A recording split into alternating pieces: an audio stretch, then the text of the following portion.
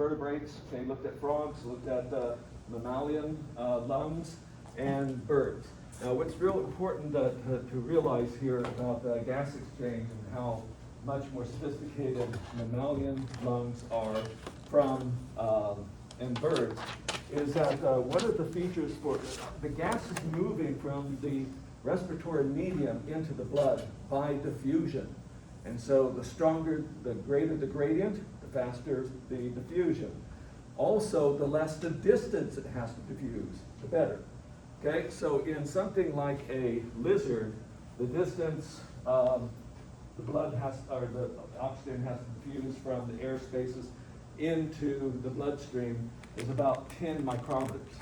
Okay, but when we get to a bird,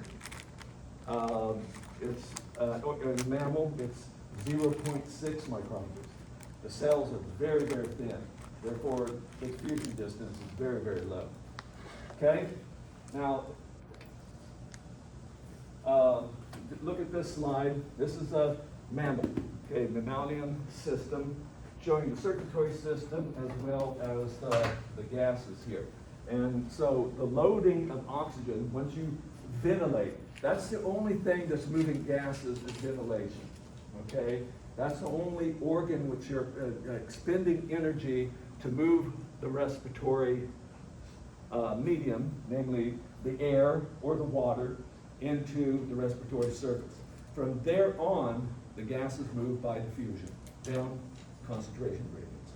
Okay, so in the case of oxygen, just look at oxygen first, is that most of our atmosphere is nitrogen, about 78%, and that's what you're breathing in. It's part of the air. And it's perfectly inert. Yes, it gets into your body. You're in equilibrium with the atmosphere, but no big deal. It doesn't do anything, okay? But it's the oxygen there that's important. So when we talk about atmospheric pressures at sea level, you know, it can be put in pascals, or it can put in atmospheres, or it can be put in millimeters of mercury, which is what your textbook is using, is that the pressure at sea level, the whole atmosphere weighing down on top of you, you don't feel that weight because it's pushing in on you from all sides. And therefore, you don't recognize it, all right? But it's a weight, and it's about 760 millimeters of mercury, okay?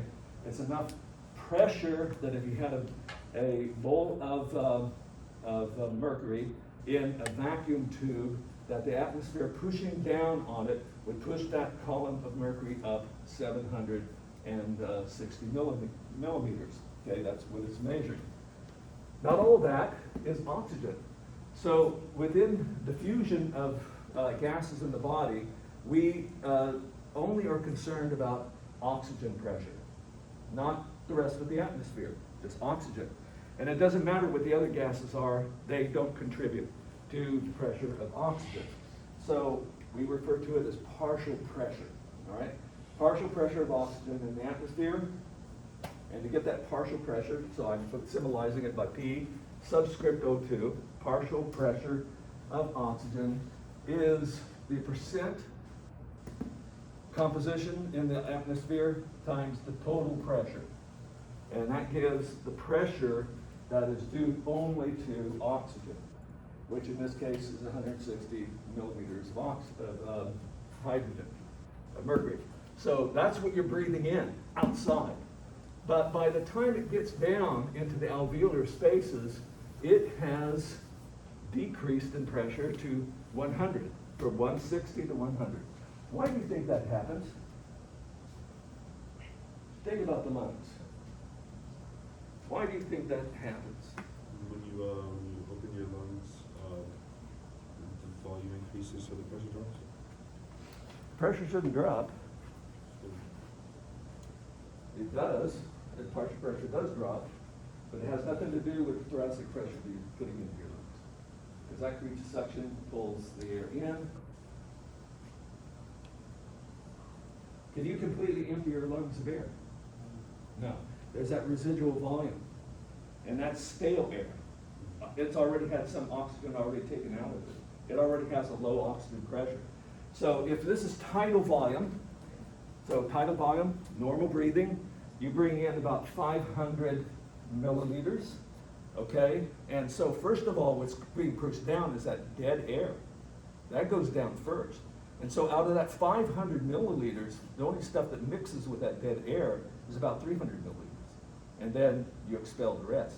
And so by mixing with this stale air, which has already had oxygen extracted from it, the total gets to be about 100. Okay, so we have less oxygen. Okay, and but our blood, the blood that's coming through the pulmonary artery, into the lung capillaries, it is pretty low on oxygen. Concentration is 40. So do we have here, across this system of alveolus and blood capillary, is there a favorable gradient for diffusion of oxygen? 100 there, 40 there. Yes, and therefore we're going to move in by diffusion. Remember that this distance between the blood and the alveolar space there is only about 0.6 micrometer. Okay, it's real thin. And so this continues, and so the concentration of oxygen in the blood, the partial pressure, it goes up, and your book here says it goes up to 100, where it's equal with that's in that space. That's a simplification. In reality, it doesn't get like that. It's about 95, all right? But we'll go with the book. They like to simplify things, meaning equilibrium here. And then, so the blood that leaves and goes to the heart, gets circulated through what is called the systemic circuit. It has a partial pressure of 100, okay? Partial pressure of 100. When we get into the capillary beds and tissues in your body, well, in the tissues, the partial pressure, it varies because it depends on the metabolic activity of the tissue. Okay, the more active it is, the more oxygen it's going to be consuming, but rarely is it more than 40. So here we have partial pressure of 40 millimeters of mercury. Our blood has 100. What's going to happen? We have a gradient of what's going to which direction. Oxygen moves out into the tissues. Oxygen unloads until it decreases to about 40, okay? And then the blood that's leaving through the veins, going back to the heart, then back to the lungs, comes in with partial pressure of 40, okay? So this is how the unloading of the oxygen happens. Now what happens, now what's amazing is that this concentration of 100 millimeters of mercury, that type of partial pressure of oxygen, is maintained in the alveoli pretty constantly, even when you speed up some of your activity, okay? And this is due to controls in the brainstem, because the brainstem measures the acidity of the blood, which is a measure of the carbon dioxide in the blood. And if the carbon dioxide levels goes up, then that part of the brain, you don't even think about it because it's under automatic control of your brainstem, the medulla, that it speeds up your ventilation rate, okay, to unload more carbon dioxide. All right, but it stays pretty steady like that. Now, what happens when you go up into the mountains, the weight of the atmosphere is becoming less. I'm not going to work this out for you, but if the total atmospheric pressure is 480, what is the partial pressure of oxygen? And do you see a problem? As the partial pressure of oxygen in the atmosphere drops with elevation, well, this here still remains 100, okay? Or it tries to. Well, actually, it will drop. Because if this drops on the outside, then we still mix with this residual volume, and we'll eventually, this alveolar concentration will drop down. What happens if it becomes 40? If which part becomes 40? You don't get exchange. You're not getting oxygen, okay? And if it became 40, if it dropped down to 30, you'd be losing oxygen, okay, from your blood. And so this is one of the things that happens when you get elevation sickness. You've gone up to a too high elevation, is part of it. Okay, now, Oxygen is a gas, and your blood is a fluid. Your blood is a hot fluid. I already went over a slide where I pointed out that the oxygen concentration in water isn't very high. That's one of the problems fish have. And if you increase the temperature, then there's even less oxygen that can be dissolved in the water. So how do we deal with that with our warm blood? Well, most organisms that are relatively large and relatively active, they can't just depend on oxygen dissolved in their blood or in their hemolymph. It requires respiratory pigments. In fact, these respiratory pigments, this is what is carrying most of the oxygen content. So these vastly increase the carrying capacity of the blood for oxygen.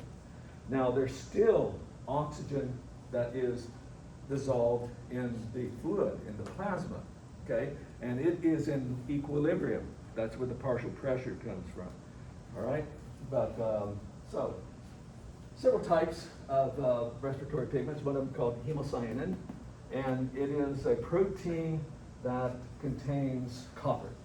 Okay, so protein that contains copper, and when it is oxygenized, when there's oxygen attached to it, it is a bluish color. And we find this in mollusks and in arthropods. Okay, so when you, that little poem that says a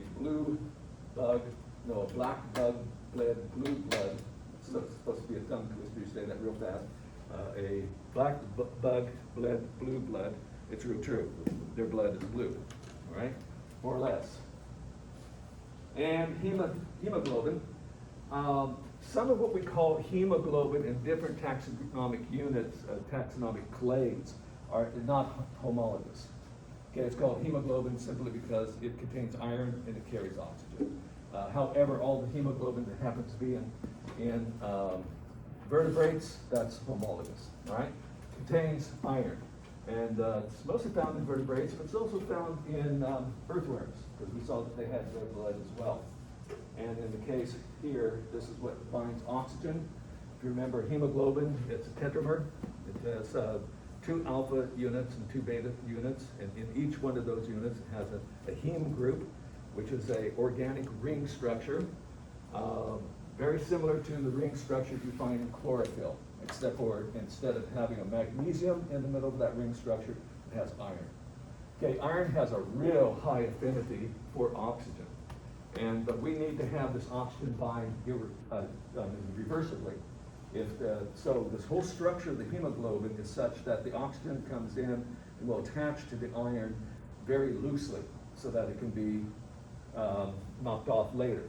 So there's 1 oxygen molecule per heme group. So every hemoglobin molecule would carry 4 at most oxygen molecules. So this is how much we have.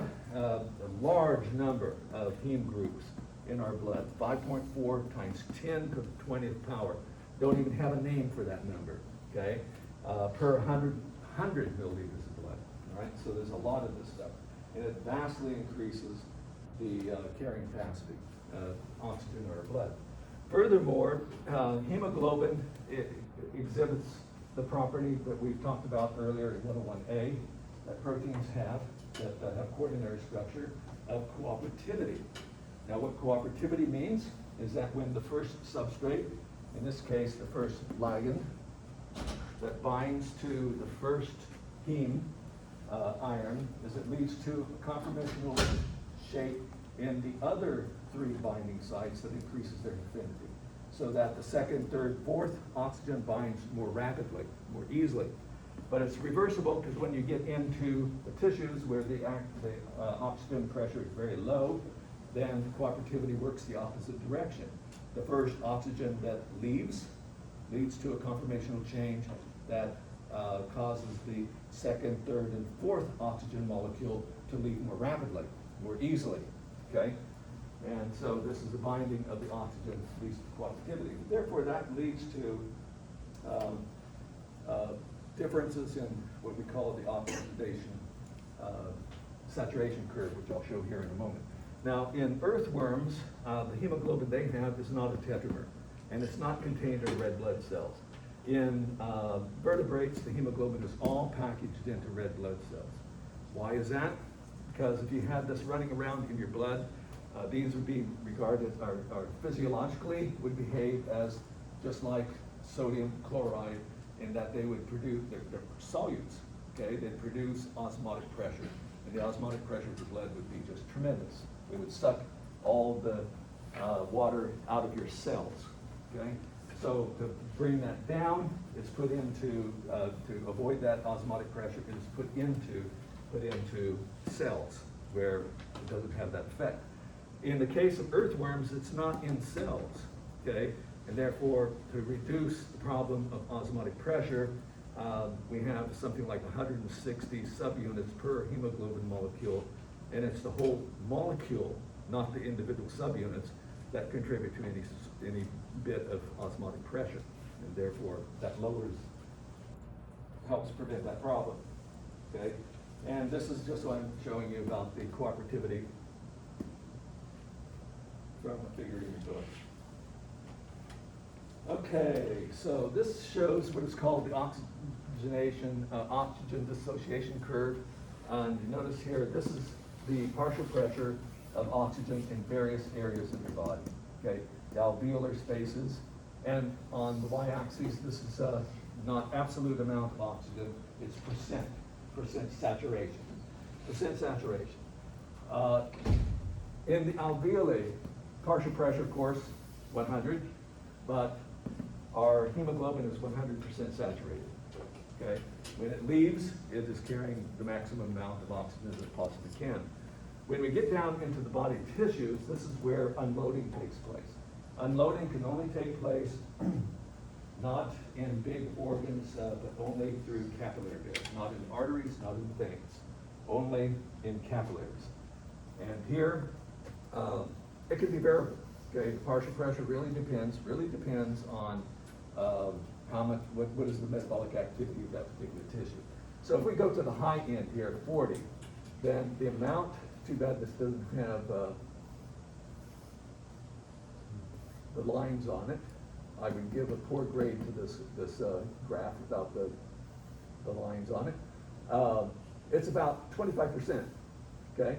So that's at 40, about 25% of the oxygen is unloaded.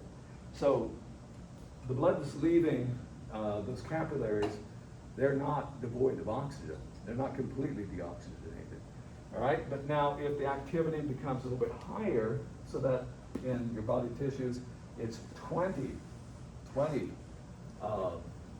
partial pressure, then the unloading here, you know, almost 70%. So just by moving from 40 to 20, you notice that it's not an even doubling of the unloading. It's much stronger unloading. This is due to the cooperativity of those hemoglobin molecules. Right, now there's an interesting phenomenon, is that the acidity of the blood can change as well, or the acidity in the tissues. Because what is the waste product that's being produced by metabolically active tissues from cellular respiration? Carbon dioxide? Carbon dioxide. Carbon dioxide strongly mixes with water to form carbonic acid. Carbonic acid will then dissociate into bicarbonate and hydrogen ions, and therefore the acidity of the fluids go down. There is an interesting phenomenon that's called the Bohr shift. The Bohr shift that relates to the oxygen dissociation curve, and that the curve, as the pH drops, okay, that means the acidity is going up, which is a sign that there's too much carbon dioxide, all right? That this oxygen dissociation curve shifts to the right. So that at 40, okay, it originally dumped, unloaded at a pH, which is normal pH of the body tissues, 7.4, a little on the alkaline side. But originally, at that pH, the unloading was 25%, but now there's almost another 15% that would be unloaded at that same partial pressure, due to the change in the drop in pH. So the pH, just the drop in pH, affects the hemoglobin such that it releases more oxygen. Because having too much carbon dioxide there says that they need more oxygen, okay?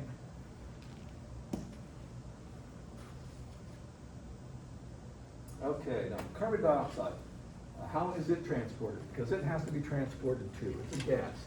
Some of it, about 7% of it, is just dissolved in the plasma as carbon dioxide. Some of it is bound to various amino acids, about 23%, bound to amino acids on the hemoglobin inside of the red blood cells as carbon dioxide. It's not bound at the same site as the oxygen. The oxygen is at the iron molecule. Carbon dioxide would be associated with R groups of various amino acids. But the vast majority of the carbon dioxide is transported as bicarbonate, okay, in the plasma, about 70%. And to do this, this involves an enzyme that we talked about a little bit last semester.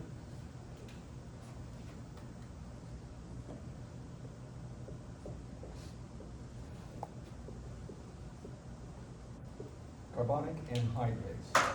Okay, it catalyzes this rapid reaction between carbon dioxide and water. So carbon dioxide linked together inside, and the enzyme is inside the red blood cells. And so as carbon dioxide is in these cells, this enzyme will convert it, join the carbon dioxide and water together to form carbonic acid, which will dissociate into bicarbonate ion and hydrogen ion. And there's a bicarbonate transporter that takes it out of the cells into the plasma. And so this bicarbonate, even though it's a waste product, it's also part of the buffer system, okay? Because it contributes to the sodium bicarbonate aspect of the buffering aspect of the blood. And so it's carried there. When we get to the lungs, then this enzyme also catalyzes the reverse reaction. The reverse reaction where the bicarbonate is now brought in to the red blood cell, because that's where the enzyme is. And it is then the reverse part, going back to carbon dioxide and water. Carbon dioxide being a gas, then escapes into the alveolar space because of the partial pressure difference between these molecules. Okay? Now, one of the things I failed to go over here, go back to this slide, is I went through the oxygen unloading, but what about the carbon dioxide? Okay, we start with carbon dioxide here in the body tissues, greater than partial pressure of 46. In the blood, it's 40, okay? So there is a gradient. It doesn't look like it's real big, but it's there. We do get the diffusion of carbon dioxide out of the tissues into the blood. So when the blood is leaving, we have a partial pressure of carbon dioxide at 46.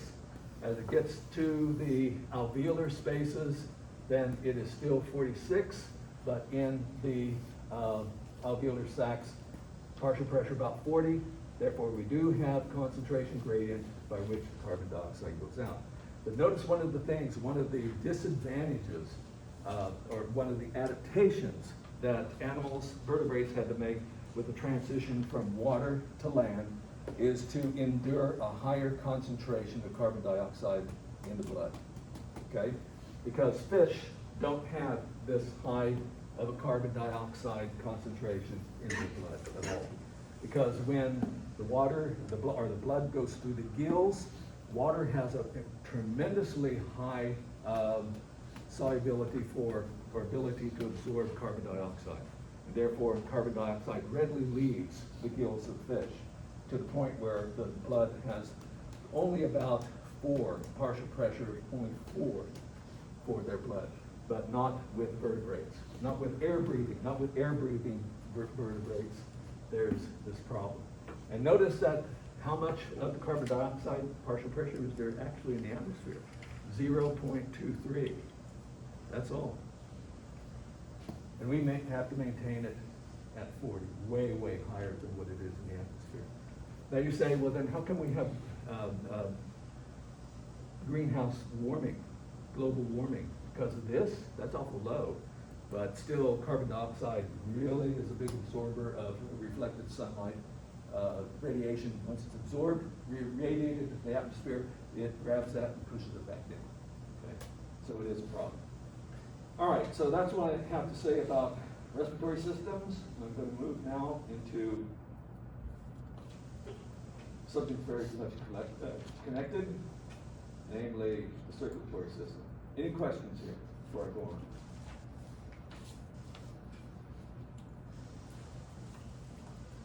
Everyone happy? Probably not happy, but